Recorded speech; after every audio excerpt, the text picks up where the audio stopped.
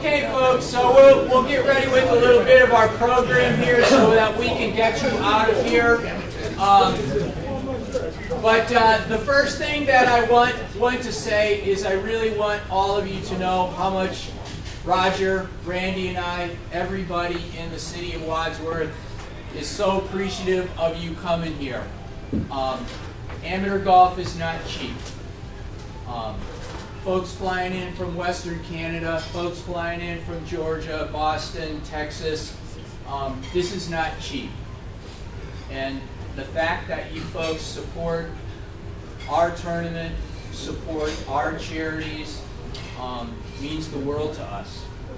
We can't do this if we don't have players. So please accept our heartfelt appreciation for coming.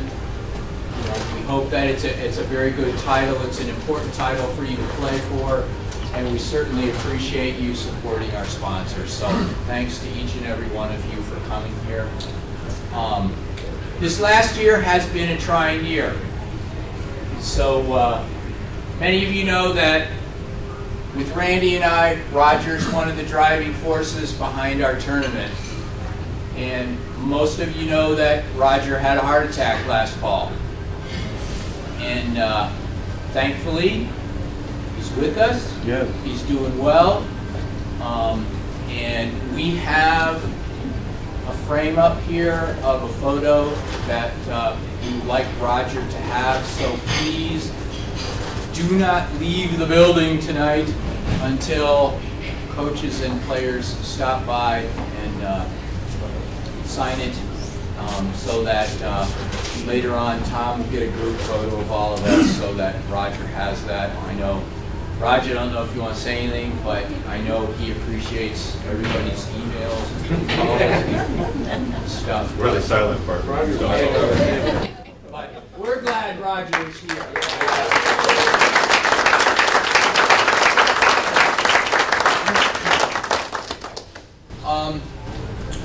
So I could go off on the tangent of ABG being a family. I think you guys have heard the speeches before, but again, it's been a little bit of a trying week. Chip Stroop, who many of you know, Chip called me last night. Chip's going through a pretty rough stretch, and he pulled out at the last minute, so please keep Chip in your thoughts and in your prayers. He could use a little support. So Chip won't be here. I mentioned that Nick Carter, half hour ago I get a text and he's in the ER. So please keep Nick. He was our youngest member, just getting started. He needs our thoughts. And Joe Honicki came up to me a little while ago, and many of you already know his son is in intensive care in the hospital. Joe's going to stay and he's going to play tomorrow and Thursday, and he's going to leave out early Friday to head to Tennessee to see his son. So please keep all those folks in your thoughts and in your prayers. So, here are the things that we're just going to do tonight. So now we're down to where it'll go pretty quickly. Most of you that were in San Antonio last year discovered that Bruce and Judy started a tradition down there with the red hats. And many of you know that the Ohio tournament, ABG here, has blue hats. So I loved it.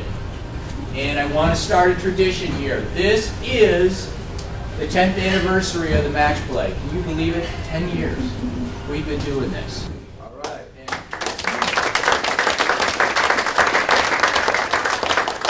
I can tell you over 50 scholarships, probably headed towards $150,000 in total donations, money to the Wounded Warrior Project, none of which happens without you folks. So it just keeps getting bigger. But what we are going to start with tonight is we are going to do our blue hat ceremony. And here's what we have come up with. Much like the tradition in San Antonio, our past champions or our champions will win or be honored with one blue hat. So if you win 4 tournaments in a row here, you still only get one. Your inaugural hat is that is the prized possession that we're hoping people want to have their blue hat. So what we're going to do is kind of work backwards. There are people here that are not here to receive their hats. We're going to ship them out. But we're going to start with our most recent champions and work back through the ceremony. So we'll start with a plain hat. And of course, one of my numerous mistakes, the last 2 hats we did not have monogrammed because it was my fault. So as soon as I hand these out, I'm going to take it back, and as soon as we monogram them, we'll send them back out. So 2013, okay. So only need one right now. Okay, so in 2013, last year, we did have one inaugural winner, and it was Scott Autry and his dad Mickey, B3. So their hats will have their names on them, B3, in the year they won. But Scott, you want to come on up and get your hat? You are the first.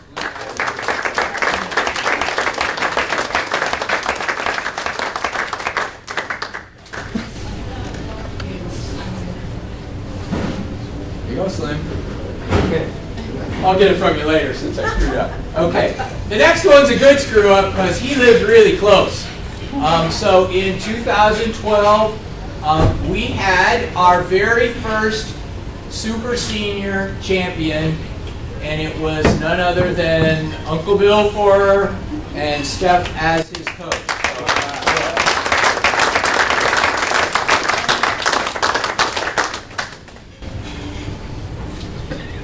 Apparently he's not coming up. All right. He doesn't waste his energy. Okay, so which one's next? Maybe Mario. We'll go through it. Okay. Yeah. Okay. Here will be hopefully the last screw up. I'll take this hat back too. 2011, our B1 champion. The first time that Mario had won the championship was in 2011. So Mario Tubia and his son Matt, and the name is misspelled on your hat, which is why we're going to say that. So I am Mario from 2011. So you can take it with you as a joke, and I will send you the new one. All right. Okay, I think we have the rest of them all correct.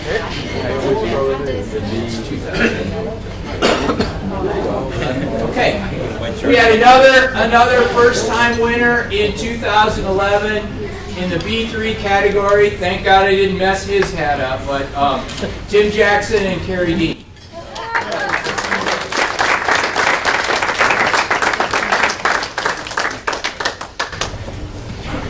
Kerry doesn't care, but you'd never let me hear the end of it. You go, Slim.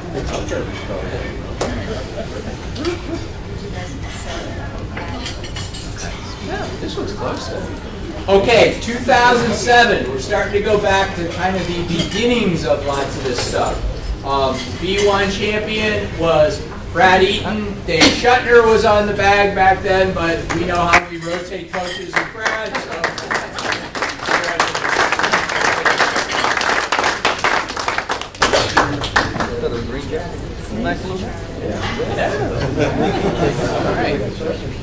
All right, 2006, when he was a B3, his inaugural championship.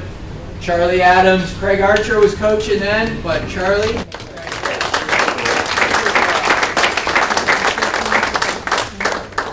Now we're into 5.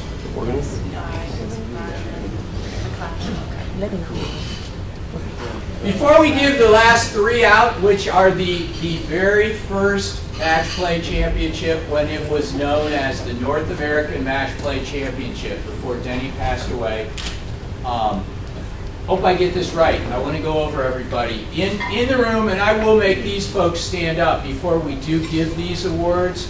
But Doug Penner, stand up. Ryan McLeod, Bruce Hooper, Charlie Adams, Who am I missing that was at the very first one? Brad Eaton, 2005, right? And myself, I think. Anybody I missed from the very first class? Yes, ma'am. And Linda was here. Ron Berger. And Ron was here. Ron was here. We had 12 people. We had a true shutdown first day, then into the second day. So we had 12 individuals, but all of us old geezers were the original class. So,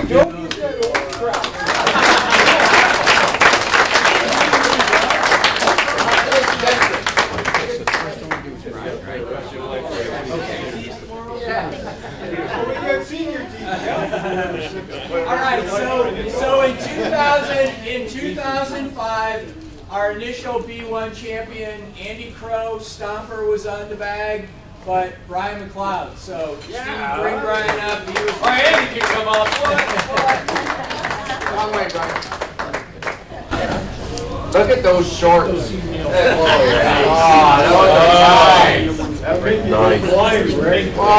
Quickly. Oh, sorry, Brad. There's going to be a deal where we're kind of struggling through. He's mad. Coach like that. That wasn't me.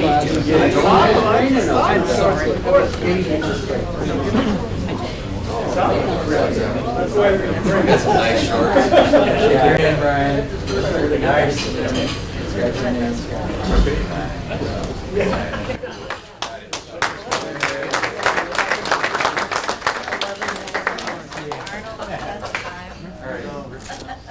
Okay, way back when, We're good. the initial B2 champion, Mike is not here, but 2005, yes, I did win the B2 championship.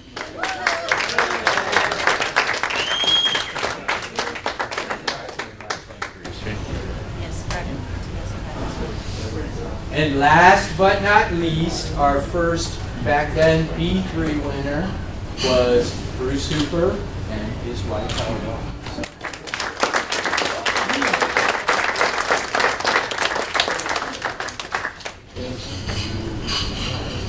Okay, let's see. We have a couple special ones.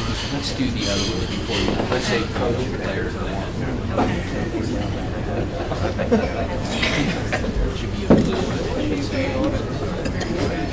That was about the same, Jerry. Don't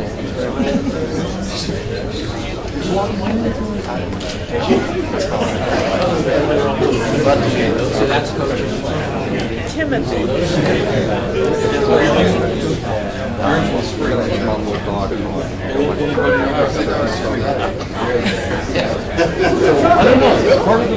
I love it. Okay, couple more special awards, along with our champions that we are recognizing with blue hats. There are a couple very special people that we want to recognize. So, Doug and Dave, come on up here, and I'll tell everybody why you're coming up here. No, I don't know about that. Come on, David. I make a comment about geezer. You'll learn to keep your mouth shut, won't you, Dave? No. I didn't say a thing. You think I'm going to learn from that? No. That's not that. You know, the very first year we had this tournament in 2005, and it was known as the North American Match Play Championships. We did this on a whim. No money, no organizational support. We did it as a totally independent tournament, and we couldn't have done it except at that time there were a couple individuals and an organization that helped us. And you all now know that the tournament is called the McCullough Memorial, and I had some great matches against Denny. Miss him dearly, but we kind of have a little bit of an extra Hall of Fame, if you will. But Doug, if you would be nice enough to accept this and take it back to Barb, Denny's wife, that's fantastic.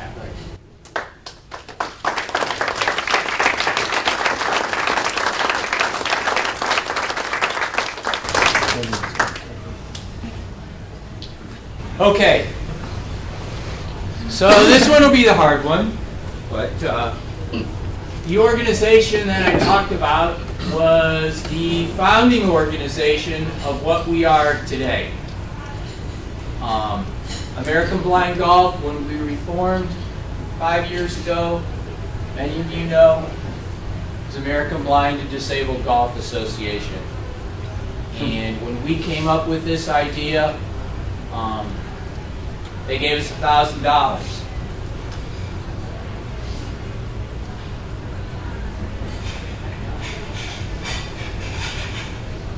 Dennis isn't here, but Linda is. So Linda, please come up and take Dennis' hat.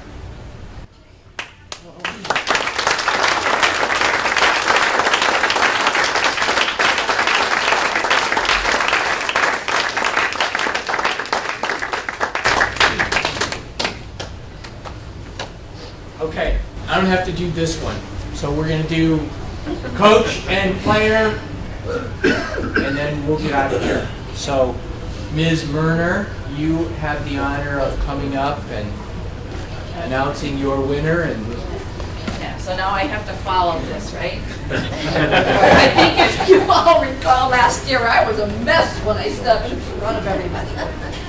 okay. I was totally surprised. I really, truly had not been listening to the speech. And I hadn't combed my hair. Somebody borrowed my comb and my hairspray. In fact, I think it was Steve's wife.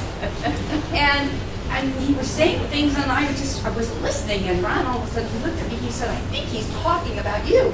And I said, "No, are you kidding me?" And he said, "Pat, I think he's talking about you." So lo and behold, he was. And then I cried through the whole thing. So, but anyway, I'll try not to do that tonight. Gosh, it's hard up here, It's Mark. not easy. This is worse than a family event, you know? It is a family. I know, but it's harder than a family event because I don't care what I do in front of my family. I kind of care what I do here. And I know my husband cares what I do, so. Anyway, looking around at all these coaches that I've watched for many years, some of them, I've just, tried to combine all the good things they do. And so these are some characteristics of some good coaches, and I won't be long, I promise. I'll do this fast. Okay. Some coaches are like teachers or instructors. They will try to help their player as much as they possibly can before, during, and after a tournament. Not cheating, of course, but they will try to come up with suggestions and things that would make their game better. Some coaches are like partners or peers. They'll give information about yardage, etc., but they're kind of businesslike. They're just there because it's their job kind of thing. Some are entertainers. They keep some are entertainers. They keep the player relaxed and calm, and they don't worry about bad things happening. Some are like artists. They'll paint a picture out there of what that shot's going to look like with every tree and bush and water and rock or whatever. It takes forever on the tee. But they will do that for their golfer. Some of them, like me, omit what's out there. I don't want him to know about the water or the trees or anything like that. Just hit the shot. Others will be kind of relieved when the shot is over. It's like, sometimes it's like, oh no. Sometimes it's like a long silence. The golfer's waiting to hear what happened to his ball. And it's a relief for everybody once the answer finally comes back. Some people give little trigger words to their golfer when it's ready to go. They get them set up, they get up there and line them up, and everything's all ready. And this person happens to say to her golfer, take a deep breath. And so, the people, or the person that gets the Coach of the Year is Joan Lawson. We played with her in...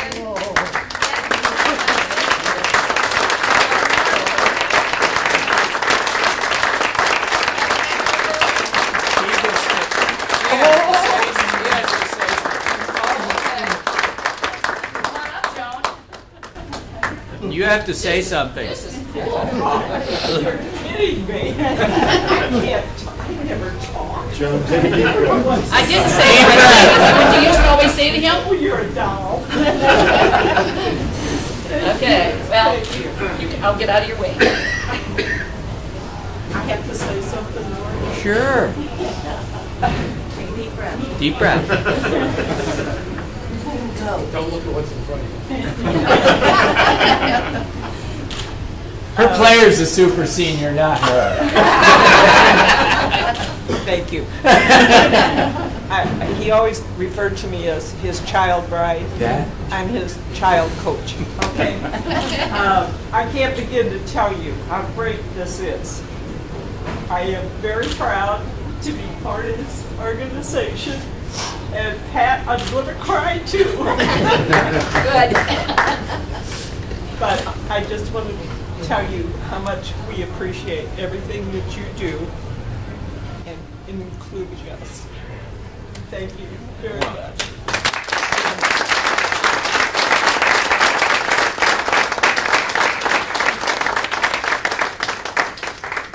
So I do have to speak one last time. So the nice thing about the Player of the Year award is that the previous winner gets to present the honor and gets to choose the player. And I guarantee you right now that the recipient of this has no idea that they will receive this. I won't talk a long time because then you guys know I get emotional anyway, so I'm not going to do it.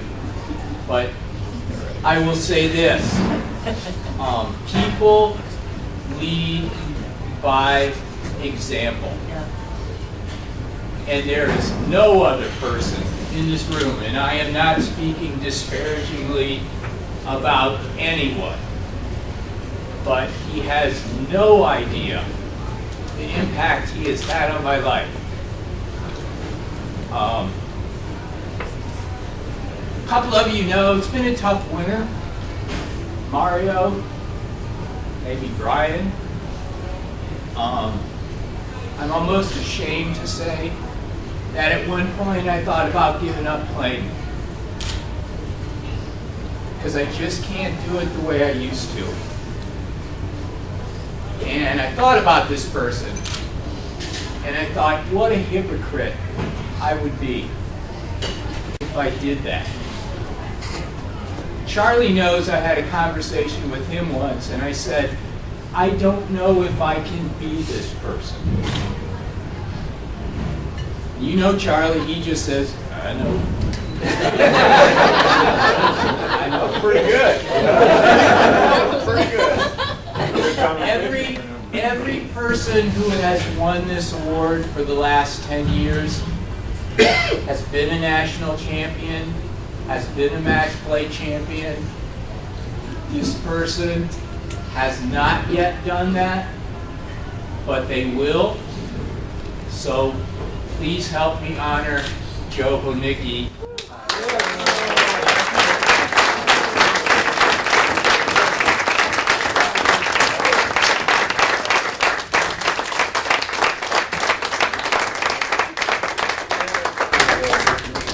Good job. Okay. Slow down. All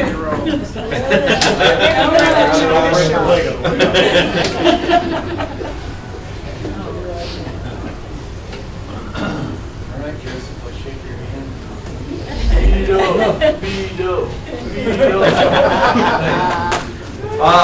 Wow. Never expected this, but I've always been proud to be a part of this association, and This is unreal. Thank you all.